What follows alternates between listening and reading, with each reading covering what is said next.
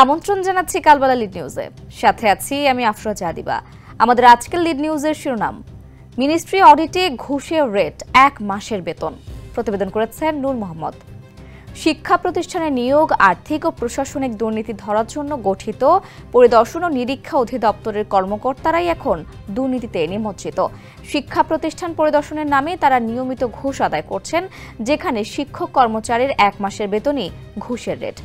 DIA কর্মকর্তাদের এই পরিদর্শন শিক্ষা প্রতিষ্ঠানগুলোর কাছে পরিচিত মিনিস্ট্রি অডিট নামে।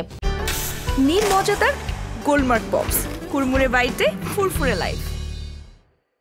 সাম্প্রতিক কয়েকটি প্রতিষ্ঠান পরিদর্শনের নথি, অডিও রেকর্ড ও অভিযোগ যাচাই করে দেখা গেছে ডিআইএতে অন্তত 16 কর্মকর্তা মিলে গড়ে তুলেছেন ঘুষের সিন্ডিকেট। পরিদর্শন ও অডিটের নামে প্রতিটি প্রতিষ্ঠানের শিক্ষকদের 1 মাসের বেতন নেওয়া হচ্ছে ঘুষ হিসেবে।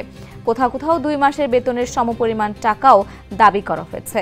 সূত্রমতে গত বছরের 5 আগস্ট দেশের রাজনৈতিক পট পরিবর্তনের পর ডিআইএতে 3 জন পরিচালক পরিবর্তন হলেও প্রতিষ্ঠানটির কার্যক্রমে কোনো পরিবর্তন আসেনি, বরং কিছু জায়গায় ঘুষের রেট বেড়েছে। ঘুষ লেনদেন বন্ধ করতে না পেরে প্রতিষ্ঠানটির সর্বশেষ পরিচালক সাইফুল ইসলাম পরিদর্শন সংখ্যা কমিয়ে কর্মকর্তাদের নজরদারির আওতায় আনতে 2টি গোয়েন্দা সংস্থা, স্থানীয় মসজিদের ইমাম, রাজনৈতিক ব্যক্তিবর্গদের সংযুক্ত করেন। নতুন পরিচালক শহীদুল ইসলামও একইভাবে নজরদারি করাচ্ছেন, তবে তাতে কাজের কাজ কিছুই হচ্ছে না। অডিটের নামে ঘুষ বাণিজ্য চলছেই। কালবেলার অনুসন্ধানে সর্বশেষ 20টি পরিদর্শন টিমের উপর নজরদারি করা হয়। সেখানে প্রত্যেক কর্মকর্তার বিরুদ্ধে কম বেশি ঘুষ গ্রহণের প্রমাণ মিলেছে। এমন একটি প্রমাণ মিলেছে পটুয়াখালীর বাউফলে নওমালা ফাজিল মাদ্রাসায়। সেখানে শিক্ষকদের 1 মাসের বেতন নেওয়ার প্রমাণ মিলেছে। এছাড়া চট্টগ্রামের কয়েকটি প্রতিষ্ঠান থেকেও ঘুষ নেওয়ার অভিযোগ এসেছে। সংশ্লিষ্টরা বলছেন, নিয়মিত পরিদর্শন কি ডিআইএ কর্মকর্তারা মিনিস্ট্রি অডিট নাম দিয়ে এই ঘুষ বাণিজ্য করছেন। ডিআইএ নথি বলছে, গত বছরের 5 আগস্ট থেকে গত অক্টোবর পর্যন্ত 1152টি শিক্ষা প্রতিষ্ঠান পরিদর্শন হয়েছে। এর মধ্যে 700 প্রতিষ্ঠান থেকে ঘুষ এনেছে এমন তথ্য দিয়েছে দপ্তরটির একজন কর্মকর্তা।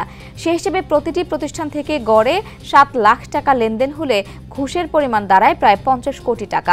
তথ্য অনুযায়ী গত সেপ্টেম্বরে পটুয়াখালী জেলার বাউফলের পশ্চিম নওমালা ফাজিল মাদ্রাসায় অডিটে যান পরিদর্শক ডক্টর দিদারুল জামাল এবং অডিটর সিরাজুল ইসলাম। এই মাদ্রাসার ঘুষ লেনদেন ও টাকা তোলার একটি অডিও এসেছে কালবেলার হাতে। শুরুতে পরিদর্শক আশ্বস্ত করেন অডিটের জন্য কোনো ঘুষ দিতে হবে না, কিন্তু ঢাকা ফিরেই পাল্টে যায় চিত্র। মাদ্রাসার অধ্যক্ষের সঙ্গে যোগাযোগ করেন অডিটর সিরাজুল। প্রতিষ্ঠানের পক্ষে প্রতিবেদন নিতে হলে কর্মরত 30 জনের 1 মাসের বেতন ঘুষ হিসেবে 7.5 লাখ টাকা ধার্য করেন অডিটর। টাকার জন্য অধ্যক্ষকে চাপ দিতে থাকলে চলতি মাসের শুরুর দিকে সিরাজের কাছে প্রথম দফায় 3.5 লাখ টাকা দেন অধ্যক্ষ। টাকা আদায়ের একটি অডিও রেকর্ড কালবেলার হাতে এসেছে। অডিওতে অধ্যক্ষকে বলতে শোনা যায়, যারা টাকা দেবেন তাদের ফাইল ডিআইএতে জমা হবে, যারা দেবেন না তাদেরটা পাঠানো হবে না। পরে এনটিআরসি এর মাধ্যমে নিয়োগ পাওয়া 7 জন শিক্ষক তাদের নিয়োগে কোনো সমস্যা নেই জানিয়ে টাকা দিতে অস্বীকৃতি জানান।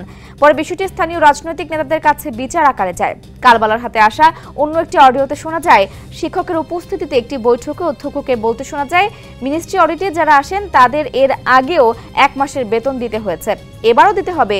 যদি কম লাগে সেটি আপনারা ফেরত পাবেন, তবে 1 মাসের বেশি কখনো তারা নেন না। অধ্যক্ষ আরো বলেন, এখন অডিটের ব্যবস্থা খারাপ। আগে অডিটের প্রতিবেদন হাতে হাতে দিয়ে দিত, এখন ওয়েবসাইটে দিয়ে দেবে। তারা খারাপ রিপোর্ট দিলে 10 ঘাটে দৌড়াতে হবে। শিক্ষা অফিস থেকে মন্ত্রণালয় পর্যন্ত ঘাটে ঘাটে টাকা দিতে হবে। এসব কারণে মিনিস্ট্রি অডিটকে সবাই ভয় পায়।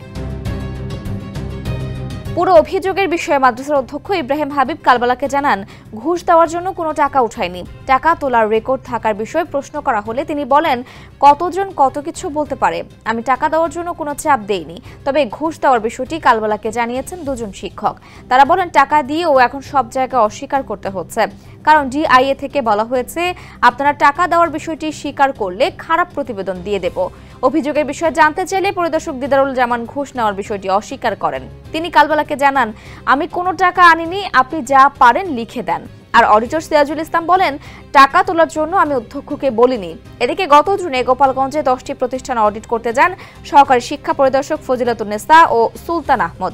শুরুতেই অডিটের জন্য কোনো টাকা পয়সা দিতে হবে না এমন ঘোষণা দিলেও ঢাকায় এসে গোপালগঞ্জের মুকসুদপুরে বড়ইহাটি আইজেল উচ্চ বিদ্যালয়ের 7 জন শিক্ষকের পক্ষে অডিট রিপোর্ট দেওয়ার আশ্বাস দিয়ে 11 লাখ টাকা নেন সুলতান আহমেদ। বিষয়টি জানাজানির পর প্রতিষ্ঠানটির জমিদাতা ও প্রতিষ্ঠাতা সদস্যের সন্তান অলিউর শেখ ডিআইএ পরিচালকের কাছে অভিযোগ করেন। অভিযোগের সঙ্গে ঘুষ লেনদেনের একটি অডিও রেকর্ড জমা দেওয়া হয়। অলিউর শেখ কালবেলাকে জানান, 7 জন শিক্ষক ঢাকার গুলশানে গিয়ে সুলতান আহমেদকে ঘুষের টাকা দিয়ে এসেছে, এমন রেকর্ড রয়েছে আমাদের কাছে। একইভাবে মুকসুদপুরের বহুগ্রাম প্রতাপ চন্দ্র উচ্চ বিদ্যালয় থেকে অডিটে ভালো প্রতিবেদন দেওয়ার কথা বলে সুলতান টাকা চান, এমন অভিযোগ করেছেন স্কুলের প্রধান শিক্ষক বিপুল চন্দ্র দাস। অভিযোগের বিষয়ে জানতে চাইলে সুলতান কালবেলাকে জানান, গোপালগঞ্জের ঘটনাটি সত্য নয়, শিক্ষকদের সঙ্গে আমি কোনো যোগাযোগ করিনি, তারা কোনো টাকাও দেননি।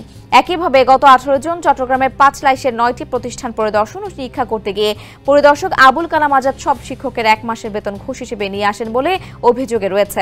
জানা গেছে, পরিদর্শক আবুল কালাম আজাদ ডিআইএতে ঘুষের রাজা হিসেবে পরিচিত। এসব প্রসঙ্গে ডিআইএ পরিচালক অধ্যাপক এসএম শহীদুল ইসলাম কালবেলাকে জানান, অভিযোগ আসার পর সব শিক্ষক কর্মচারীকে জিজ্ঞাসা করেছি, কিন্তু সবাই অস্বীকার করেছেন। কেউ টাকা দিয়েও যদি তা অস্বীকার করেন তাহলে আমাদের কি করার আছে? 1986 সালে প্রতিষ্ঠিত ডিআইএ সারা দেশের 37,000 বেসরকারি শিক্ষা প্রতিষ্ঠান নিরীক্ষা করে।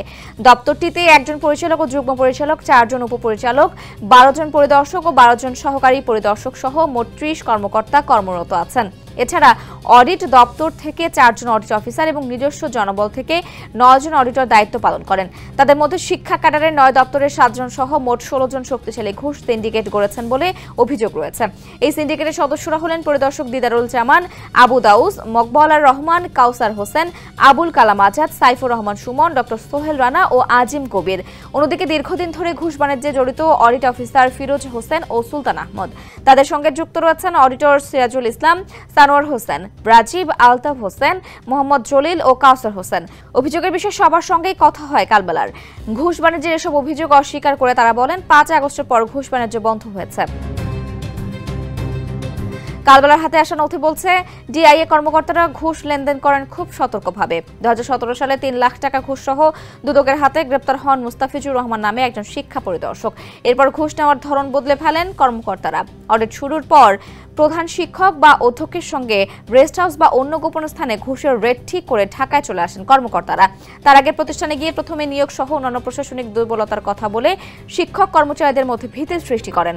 প্রতিষ্ঠান প্রধানের মাধ্যমে তাদের বার্তা দেন, প্রকৃত অডিট হলে বহু শিক্ষক কর্মচারী নিয়োগে জটিলতা ধরা পড়বে, বেতন বন্ধ হবে, এমনকি চাকরিও চলে যেতে পারে। শিক্ষকরাও ঝামেলা এড়াতে ঘুষ দিতে রাজি হন। বিশেষ করে অধ্যক্ষরা প্রতিষ্ঠানের নানা ধরনের আর্থিক দুর্নীতিতে যুক্ত থাকায় নিজে বাঁচতে ঘুষের টাকা সংগ্রহ করেন। এরপর সেই টাকা ঢাকা বা আশেপাশে কোনো অজ্ঞাত স্থান থেকে তৃতীয় ব্যক্তির মাধ্যমে নেওয়া হয়। সম্প্রতি চট্টগ্রামে 10টি শিক্ষা প্রতিষ্ঠানের প্রায় 200 শিক্ষক কর্মচারীর কাছ থেকে পরিদর্শক আজাদ অর্ধ কোটি টাকার বেশি ঘুষ নেন, এমন অভিযোগ এসেছে। চুক্তি অনুযায়ী ঢাকার অদূরে সাভার থেকে তৃতীয় ব্যক্তির মাধ্যমে 3 দফায় সেই টাকা আদায় করেন। এর আগে সংবাদ মাধ্যমে এসব অভিযোগ এলে দুদক বিষয়টি আমলে নিয়ে ডিআইএতে অভিযান চালায়। এমনই একটি অভিযোগে জানা যায়, 2022 সালে যশোরের মনিরামপুরের 10টি প্রতিষ্ঠান পরিদর্শনে গিয়ে তৎকালীন পরিদর্শক ডক্টর এনামুল হক রেস্ট হাউসে ওঠেন এবং ওই 10 শিক্ষা প্রতিষ্ঠান থেকে তার নির্ধারিত ঘুষের রেট অনুযায়ী অর্ধ কোটি টাকা ঘুষ নেন। বিষয়টি দুদকের অভিযোগে আসার পর ডিআইএতে তার ব্যক্তিগত শুনানি হয়। এরপর তাকে শরীয়তপুরে বদলি করা হলেও সম্প্রতি ফের ঢাকা উদ্যান সরকারি কলেজে বদলি হয়ে এসেছেন।